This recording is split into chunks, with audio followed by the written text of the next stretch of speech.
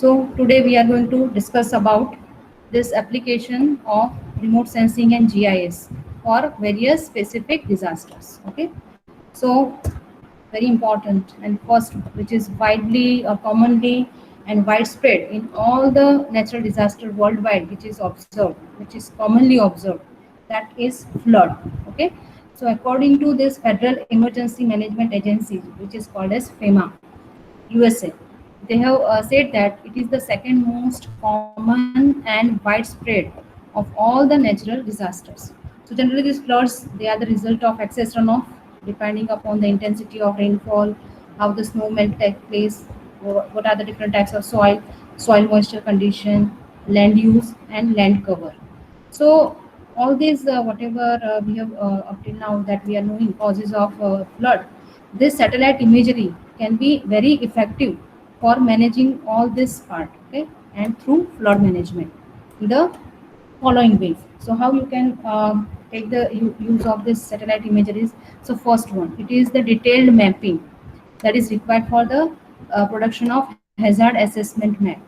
आपको hazard assessment map बनाना है, ठीक है. So that can be useful if you are having this satellite imageries and input to various types of hydrological models. जो भी hydrological models होते हैं उसके अंदर आपको input data डालना होता है. So for that these satellite imageries you can use it. Okay, and that can be useful for the prediction model, so the prediction of the flood, etc.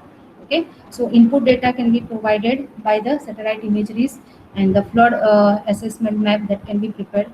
Then developing a large scale view of the general flood situation. Just by viewing that satellite imageries you will come to know that the general flood situation, कहाँ पे flood ज़्यादा आया, कहाँ पे कम आया, ठीक है. Also you can identify the area which are at greater risk and in the need of immediate assistance. So where this area which are located, so that can be easily make out through the satellite imageries that are taken from the high resolution.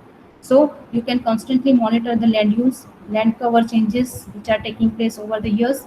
Okay, so this change in land use and land cover in general and extent of impervious area, कहाँ पे कितना impervious area हो रहा है, development जितना ज़्यादा होता है, imperviousness जिसमें से पानी पास नहीं हो सकता, so that will go towards runoff.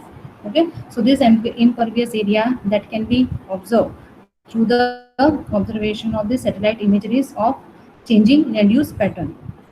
Then you can identify the general floodplains and flood prone areas also, that you can easily make out with the use of remotely sensed imageries. जो भी pictures हम click करते हैं with the help of that highly loaded camera. Okay, in general term हम picture click करना बोलते हैं, but that is actually the satellite imageries. Okay, so that can be also useful in identifying the flood plains as well as flood prone areas. So various types of efforts that are made in this particular area are in three terms. First is flood mapping. So using the images of pre-flood and post-flood, before and after, you can say before flood and after flood. If you are having the satellite imageries and also with high resolution imageries, you can clearly see the water levels also.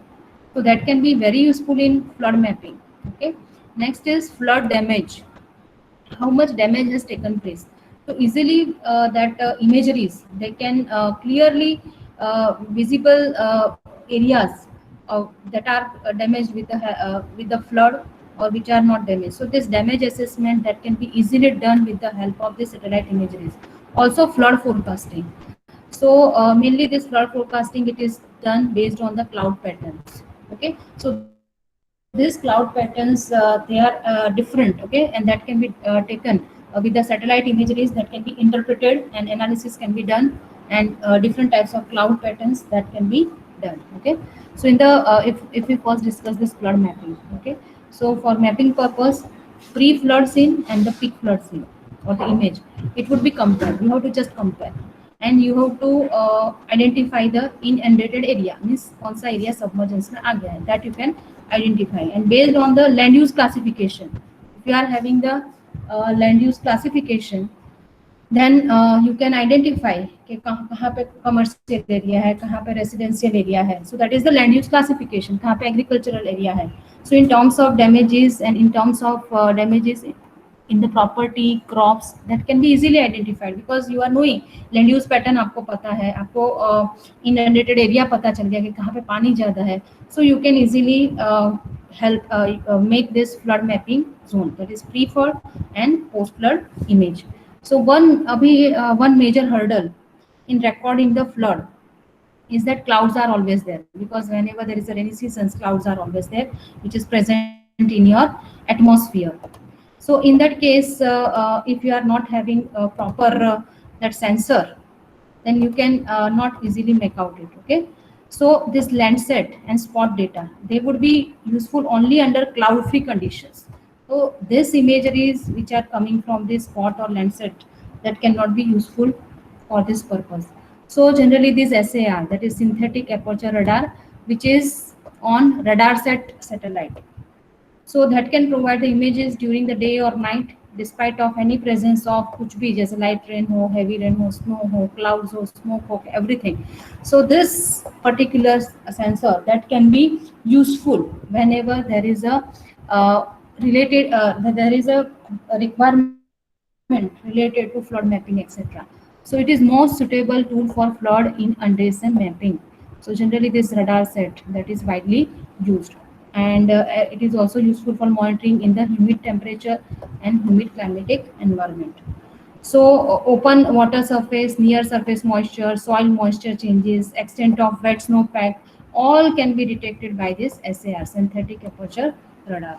Okay, and this sensor is useful in distribution between the wet snow, wet ground, dry ground. So if you are having everything in a visible form, so easily you can make out all the mapping related to flood. Okay, so this GOES, that is called as the geostationary operational environmental satellite, and POES, that is polar or operational environmental satellite, they detect various aspects of hydrological cycle. So this GOES and POES, they are also used apart from this radar set. So they can also identify the complete cycle, hydrological cycle, precipitation, moisture transport, soil wetness, etc. So using suitable images, it is always possible to create a series of snow cover map over the period of snow melt season. Snow melting season में पूरा का पूरा आप snow cover उसको आप mapping कर सकते हैं, and you can roughly identify and quantify the rate of snow melt in the catchment area. So these imageries are very useful in flood mapping. Next is assessment of flood damage. So this is the first is flood mapping. Flood mapping आराम से कर सकते हो pre and post flood. Okay, that's scenery. So here in the assessment of flood damage involves the rescue and safety of the people and property. So flood extent mapping and real-time monitoring are used in damage assessment. Okay, you are already having this flood extent mapping. Abhi real-time monitoring is also done. So generally that monitoring of the flood, that is generally done. So this nowcast, now this is very important. We are knowing about the forecast, so before we have to predict that rain is going to come, but this nowcast is the real time input of the RS data to show the intensity, movement and duration of the rainfall for the next 3 hours. अभी तो जैसे rainfall चल ही रहा है, उसके 3 से up to 3 hours, how much intensity and movement and duration of the rainfall is possible, that is called as nowcast. Means in the raining condition, now after 3 hours what will be the situation, and you can evaluate the condition of secondary disaster. Already disaster is going on, if further rainfall is aggravated, then it may result in secondary disaster. So this remote sensing, it can be useful for acquiring the spatial data, जो भी space के data है of the flood prone area through the satellite imageries, and useful for preparing the base map of the area by carrying out the spatial analysis of the area. But similarly spatial data आपको उससे तो मिल गया imageries can be only used when you are collecting non-spatial data, that is attribute data, which are not coming from satellites. Satellites से वो data नहीं आएंगे, like population, then road, its length, width, type, crop detail. You can know कि crop कहाँ पे है, but कौन से crop है उसका detail that you have to collect, that is called as non-spatial data or attribute data. Building block, then cattle detail, location of the school, hospital, important buildings of the flood prone area. So you have to collect this also.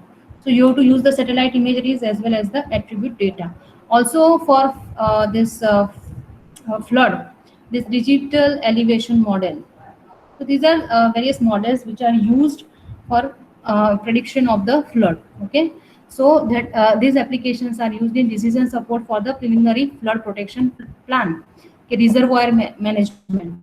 Reservoir management means अगर flood आ रहा है, ठीक है, so sometimes it is due to natural whatever rain, due to rain, but sometimes we are not operating our reservoir. Suppose in Baroda we are having Ajwa reservoir, ठीक है, so gates are always open whenever there is flood condition, but if you are not operating it properly, then that may be responsible for the flood. So proper reservoir management in understand extent, कितना पानी में जा रहा है, कौन सा area, and damage estimation that can be all done with the help of this DEM, that is called the digital elevation model, because that can forecast the flood. So secondly, in further hydrological and hydraulic modeling, aiming the impact of assessment of new flood control work. So if you want to assess the optimization problems of reservoir management or flood risk mapping, so that can be also be useful whenever we are having such kind of imageries. So these are some of the pictures that are the actual pictures. So this is the Yangtze River in China during this flood condition captured by this SAR. Okay, that is ERS SAR satellite, both blue and red associated with the flood water, so they can easily make out the area. So here this red area and the blue area, that is related to flood scene, so easily you can make out. Also these are some spot pan image that were taken at the resolution of 10 meter tak ka resolution. So this type of satellite imageries that can easily be used for flood mapping, then flood damage assessment. So overall flood management, you can say. So these are all the satellite imageries. These are the spot images. This is Landsat image. So here you can see this area which is flooded. So this is the digital elevation model of surface for flood forecasting. So this can give you the probable height of your particular water level that can reach at a particular level, and that may result in flood. So for the flood forecasting, this DEM, digital elevation model, can be utilized. Also you can use this ArchMap based digital elevation model that can be useful for overall. So these are all the combinations. You can say it's not only the satellite imageries, but also you have to go for certain hydrological modeling by using satellite data as well as non-spatial data, that is collected attribute data, which are called as the attribute data, and that can be actually put in a proper application form. Also, this third important thing is that flood prediction through the observation of clouds. So this flood prediction based on the monitoring the clouds associated with the heavy rain can be achieved through the satellite imagery. कौन से clouds में से ज़्यादा बारिश आ सकती है, that can be monitored and that can be predicted, you can say, through the satellite imagery. So here this figure shows the different images of the meteostat image of different bands, visible band, infrared band, this is the vapor band. Okay, so these are all taken through satellite imageries, and that are correct. After correction, they can account for varying illumination times and angle. Correction करने के बाद they can divide the whole cloud in the different categories. Okay, and which cloud is going to be responsible for the heavy rain, medium rain, or less rain, that can be easily categorized. So here they can categorize in 7 categories. Also this analysis can also be supported by the temperature and humidity profile. So from the radiosondes are nothing but ये telegraphic instrument होता है, and that can be connected with this weather balloon. Okay, and that can capture all the data of humidity, temperature, and that can be transferred through radio at the ground station. So that is also, so both the data you cannot say, you cannot only rely on the satellite images. उससे just आपको दिखेगा कि क्या condition है, but when you combine it with the other data, that can be put in a more useful form. So here satellite imageries and the other data which are taken from this radio sounds, that is related to this temperature, humidity profile, that can be having the wider geographical area that you can take with the help of this synoptic map. Synoptic map बना सकते हो of a particular area and you can predict flood. Here this cloud classification by the neural network. Okay, So that is one kind of optimization technique. So this purple, so here these are all different method, yellow color cloud, red color cloud, so all are having different capability. Okay, so that can be done with the help of satellite imageries. So there is a wide application in terms of flood. So in general you have to categorize, so all these major disaster management cycles, four major components: mitigation, preparedness, rescue, and recovery.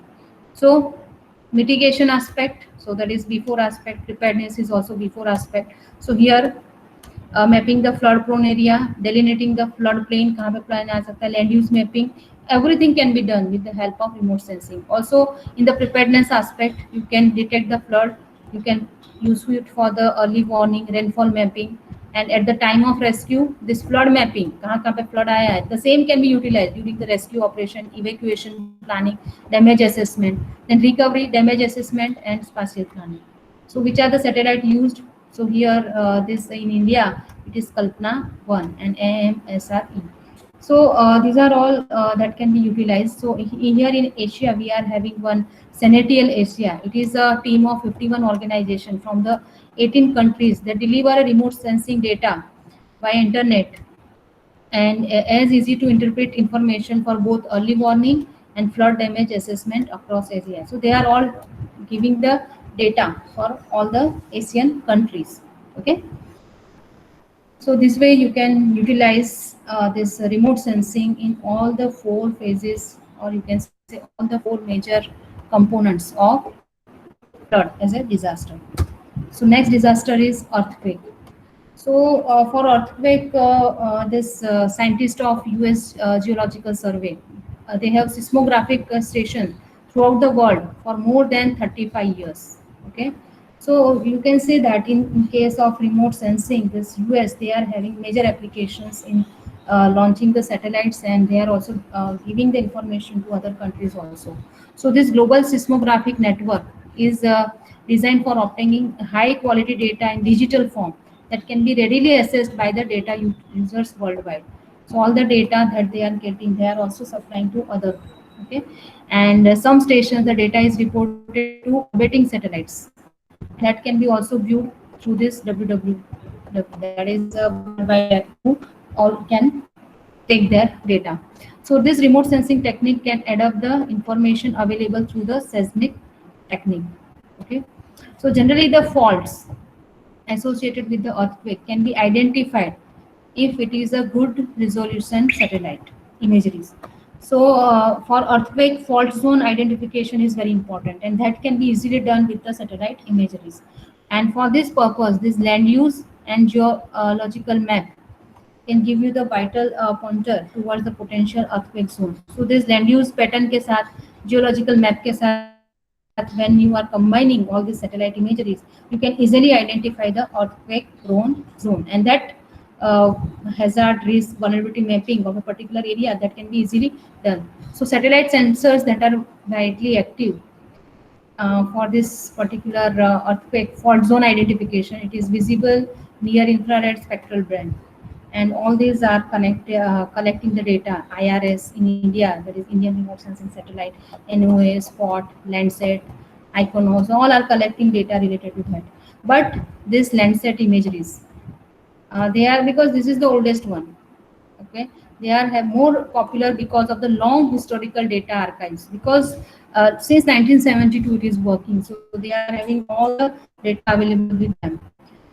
So conventionally this aerial remote sensing, that is airborne radar, would be thought as a more effective to delineate the unconsolidated deposits siting on the fault zone upon which most of the destruction occurs. So identification of the fault zone, and that can trigger the earthquake, and that can also trigger the landslide that are generally identified by the satellite imageries. And nowadays the resolution, you just see the resolution, 1 meter resolution satellite imageries, they are also available, and there are more and more applications of this remote sensing technique. It is used for this uh, earthquake.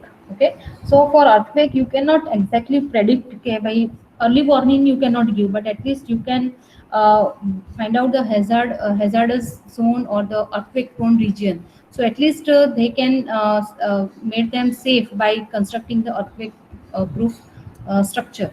Okay, so here this is just see the imageries. This is the earthquake in Bhuj, India, captured by Iconos, not an Indian one, that is Iconos, February 2nd. Okay, so extensive damage here. You can see there is extensive damage that is observed due to this earthquake that happens on 26 January 2001. So while many buildings they suffered the structural damage, बहुत सारा damage हुआ था, the walls were cracked. But this Iconos satellite, they can only detect the building that have fully collapsed with the altered roof line. जिसका full collapse हो गया था, because it may be possible that some of the buildings they may not collapse, but internally they are damaged. So that internal damage could not be made out, but at least those which were fully collapsed and with the altered roof line, means completely damaged ho gaya, that can be easily observed with the help of this imagery. So this type of imagery could be used to assess the authorities with immediate response. कहाँ पे, so easily they can make out that this area, they are having more need. Okay, so search and rescue effort, emergency relief provide करना है, major infrastructure damage assessment can be easily done with the help of such type of satellite imageries. Okay, so this is the actual satellite imageries of the earthquake in Bhuj of 2001. So this remote sensing, how it can help in all the four major part of your disaster management cycle. So in mitigation stage, building stock assessment. So you can easily make out कि कितनी height की कितनी building stock है, means number and height of the building, that can be easily make out. High resolution imagery can also useful for the hazard mapping. So you can, if you are knowing that here this is the area which is liable to earthquake, so that hazard mapping can guide you to revise your building code and disaster preparedness strategies. So you can revise your building codes. Okay, so this building stock assessment, then hazard mapping, then measuring the strain accumulation. So that can help in preparedness aspect. Kitna strain accumulate ho raha hai, fault zone, that can be identified. All rescue operation, there is a major application. Planning the route for the search and rescue, damage assessment, evacuation planning, deformation mapping, everything can be done during stay. And then recovery, after damage assessment, you can identify the site for the rehabilitation. So satellites which are used, that are Iconos, then Pulsar, then SPOT and IRS. These are all the satellites which are widely used for earthquake. Now next is cyclone. So cyclone, there is a major application because all the path that you can easily track in case of cyclone. So large scale low pressure system occur throughout the world over the zones that is generally called as the tropical cyclone basins. And the determination of past hurricanes, etc., all the data, that is remotely sensed data, that are available with this USNOAA satellite sensors, because they are working from so many years. Okay, and they have this tropical analysis and forecast branch of tropical prediction center. It provides a year-round products involving marine forecast, then aviation forecast, warning, as well as surface analysis. And this unit also provides the satellite interpretation and satellite rainfall estimates for the international community. So actually you can see that as far as this disaster management is concerned, all the satellites which are launched by USA, they are helping each and every country. Okay, and the technical support branch provides the support for the satellite data processing. So they are also helping. So the next generation satellite, which is called as the Earthwatch, Early Bird, and Astrovision, they have significant enhancement in the remote sensing capabilities. So here, for plotting the new data, the best sensor is AVHRR, which is swath length, means itna area cover कर सकता है 2940 kilometer. One shot 2940 kilometer area can be covered with twice a day coverage. So this is the frequency. हर 2 दिन में data cover करेंगे, and appropriate resolution. So these are generally used widely. So this is the hurricane which was observed in Texas. That image is shown. So continuous tracking of all this can be done. So this is the from NASA. So here you can see this is the development of a destructive cyclone in the Indian Ocean between 5 to 9 June, and that was taken from this meteostat. that is a geostationary satellite, its image. So you can see that there is a continuous tracking of how this cyclone is moving, in which direction it is going, etc., and which area that is going to be affected. Everything that you can easily make out with the high resolution satellite imageries, and that can be very useful in giving the early warning system. So these are helping in cyclone. So in cyclone, for the different part of your disaster management cycle, in the mitigation stage it can help in risk modeling and vulnerability analysis. Then early warning can be given, so this is a preparedness aspect. So always this early warning that you have to give in the preparedness aspect. Then long range climate modeling, in that also you can utilize.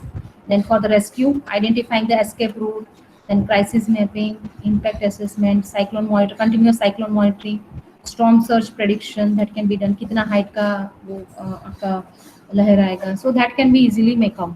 And in the recovery stage, it is the damage assessment and spatial planning can be done. So here in the satellites which are generally used, Kalpana 1, INSET 3A, Meteostat, and QuickSat radar.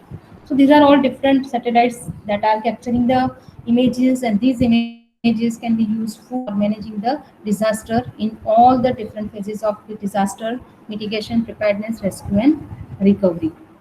So these are the pictures of Cyclone Lahar by Kalpana 1 and Cyclone Helen by Mangalyaan.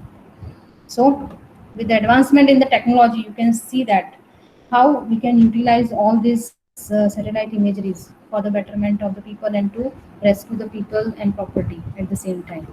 Now next is drought. That is Sukha Padna. Okay? So here you can also use the satellite imagery for the drought condition. So there is actually no universal definition, but it is a severe water shortage, which in turn affect the availability of the food and fodder, thereby leading to the displacement and loss of economies as a whole. So basically, there are four types of droughts. First is meteorological, Havaman related. So rainfall deficiency, if it is more than 25% than the normal, it is called as the meteorological drought. Then hydrological, that is related to deficiency of water in your surface and subsurface source. अगर उसमें पानी कम हो गया तो hydrological drought. Then agricultural, it is related to agricultural impact. And next is socio-economic, that is associated to imbalance in demand and supply of economic good. So impact, economic, environmental, social, all will be there. So in India, the seasonal prediction of temperature and prediction is done by generally IMD. And National Center for Medium Range Weather Forecast of India, they are all doing this forecasting using satellite data. Okay, so this drought monitoring and early warning is done generally based on rainfall monitoring, surface temperature estimation, soil moisture estimation, and vegetation monitoring. And all these can be easily make out with the satellite imageries. So good interpreter and a good analysis is required. So based on these satellite imageries, they have developed many drought indices for the drought characterization. So reflectance in visible, near infra, and thermal band, they are combined with the different indices. So these indices are purely based on satellite imageries. So first is NDVI, Normalized Difference Vegetation Index. It is derived from NAOAV HHR data, and that can be useful for the drought monitoring. So it what it will give, so we are not going in much detail कि कैसे index बनाया है, कैसे किया है, but that can be a good indicator for the green biomass, कहाँ पे कितना green biomass है, उसका leaf area index क्या है, उसका pattern of production क्या है. So everything can be make out, and purely with the help of this kind of data which are coming from satellite imageries. Also this VCI, that is vegetation condition index. So it is also giving the status of vegetation cover as a function of NDVI. Also this TCI, that is temperature condition index. So it gives the vegetation response to temperature. So अगर higher temperature है, it is more extent to the drought. So meteorological drought indices and drought detection can be done with the other indices also. That is PDSI, CMI, SPI, then SWSI. So these satellite imageries, with the use of that, if you are developing certain indices like all these NDVI, VCI, etc., then you can make out the area which is going to be or which is liable to be drought due to insufficient rainfall, or due to higher temperature, and green area is reducing. So like that, the continuously you can monitor everything, and you can say that which area is liable to be drought in your future. So that continuous acquisition of the data that can be achieved through this remote sensing satellite imageries, and in the form of indices that can be useful for the drought characterization. So in the drought, again, you can say that mitigation stage, risk modeling. So HRV, whenever we are talking about mitigation, it's HRV, hazard risk vulnerability analysis. Land and water management planning that can be done for the preparedness. So always this preparedness is related to forecasting and that early warning. So weather forecasting, vegetation monitoring, crop water requirement mapping, early warning. So you can give warning, and you can give some packages to the farmers if you are predicting that the drought is going to come. So in the recovery, monitoring the damage assessment. So always this damage assessment part you can write down in recovery, and rescue, informing the drought mitigation. So satellites generally used are this FEWS net, AVHR, then MODIS and smoke spot. Then volcanic eruption. So continuous tracking of volcano that can be also done with the help of satellite imageries. So about 500 active volcanoes are there around the globe, and 100 erupts every year. This volcano monitoring is very important because unexpected awakening can affect the thousands of lives over a wide area. So if you are having a certain satellite which is capturing regular images, so you can easily make out this volcano may erupt at any time. So these remote sensing techniques can play an important role by providing the vital information with only limited fieldwork. ज़्यादा fieldwork करने की जरूरत नहीं है, ठीक है? So generally this thermal infrared imageries. So that sensor, क्योंकि sensor is very important. कौन सा image capture करना है, ठीक है? So this TIR, that is thermal infrared imageries, that can capture the volcanic heat, and provided the spatial resolution is high enough. So थोड़ा resolution is also good, is required, and also this TIR imagery is required. So that can predict the, not the predict, but that can observe the geothermal heat and indication of the thermal activity, and which many inactive volcanoes can display. So this continuous monitoring is very essential. So regular monitoring discovered any abnormal high IR emission. अगर आपने continuous monitoring कर रहे हैं और high IR that is infrared emission, if you are observing, then you can say that it may erupt anytime. So changes in the thermal pattern is to be observed, and that can be obtained from a volcano only through the periodic IR imageries of very high resolution. So this Iconos, they are providing such imageries. Okay, so the temperature and gas emission changes, however, can be monitored through a geostationary satellite also. Okay, so this TIR band of ABHRR sensor of NOAA satellite that can detect the volcanic ash also. So this Landsat, Spot 4, IRS 1D imagery, they are giving very important imageries, and they are useful in detecting the volcanic activity. So here just try to see the 6 images, A, B, C, D, E. So here it is taken in the Western Indian Ocean, and here it is, the imagery is taken from 7 June to 13th July by this Spot 4. So continuous acquisition of data that can be useful. So here in the lava, here this lava can be flowing towards, can be seen that is flowing toward northwest, and B and C, this image. So the interpreter, they have to interpret that June 22 and 23 smoke, कि भाई इसमें से smoke बाहर निकल रहा है. So that volcano and lava is flowing, and that is in the north direction. Then July 2, it images, the eruption is still visible. So here eruption is still visible, that can be seen. Then sorry, this is July 2nd here and June here. The lava is flowing in a wide area, and the temperature that may be around 1000 degree. Okay, and July 8, that is the lava is flow, and it has advances considerably eastward direction. So continuous tracking of this, how this lava is coming, what may be the temperature, everything that could be uh, uh, taken with the help of this satellite imageries. So those people who are living nearby, that can be warned early. So that early warning that can be done with the help of such imageries. So here in the case of volcano, again mitigation, risk hazard mapping, digital elevation model that can be used.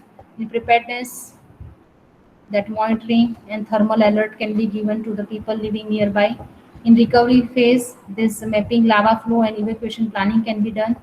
And in the rescue phase, all this damage assessment and special planning can be done. And MODIS, AVR, Hyperion, these are some of the satellites used. Similarly, for the fire, similar way you can utilize this satellite imageries. That is the role of remote sensing. Now, next is tsunami. So tsunamis here also there is a major role of remote sensing. So you can say that each and every disaster that are happening, for each and every disaster, this satellite imageries can be useful in all the four phases of disaster. So these tsunamis are the water waves or the seismic waves which are caused by the large scale sudden movement at the sea floor. Sea floor पे जब movement होती है, so majorly it is due to earthquake or it may be sometimes due to landslide or volcanic eruption or some man-made explosions also. So, with increasing in population and development along most of the coastline, there is a corresponding increase in the tsunami risk. So, we have to be prepared for that. Okay, whenever certain earthquakes that have capability to convert it into tsunami, we have to warn the people in advance. Okay, so once they are generated, अगर वो generate हो गया, they are nearly unperceptible, पता भी नहीं चलेगा in the mid ocean because it will come very slowly. Okay, because where their surface height is less than a meter, बहुत कम height पे रहेगा, but it will have very incredible speed that may reach up to 900 kilometer per hour. As the waves approach the shallow water, a tsunami speed decreases, speed कम हो जाएगी, but its energy is transferred into the wave height and sometimes it may reach up to the 25 meter also. So this coastal region that can be affected now due to this very high height of that particular waves. So when tsunamis reach near the coastline, the sea sits often to level much lower than the low tide, बहुत कम हो जाएगा, and then rises as a giant wave. पहले initially कम हो जाएगा, फिर एकदम giant wave उसमें करेगा. So we are having this specific tsunami warning center, provided warning which provides the warning for the Pacific Basin tele-tsunami. So tsunami that can cause the damage far away from their source. So this is basically the first one that was used to give the early warning, that is Pacific Tsunami Warning Center. And almost every country around the Pacific Rim and Pacific Islands have it. So earlier we were not having, so we have to rely on this PTWC. But now we are having this this Indian Tsunami Early Warning Center. It is established in Indian National Center for Ocean Information at Hyderabad, and it is in operation since October 2007. So after 2004 Indian Ocean Tsunami that was established. So satellite or aerial photography, especially when combined with the good GIS database.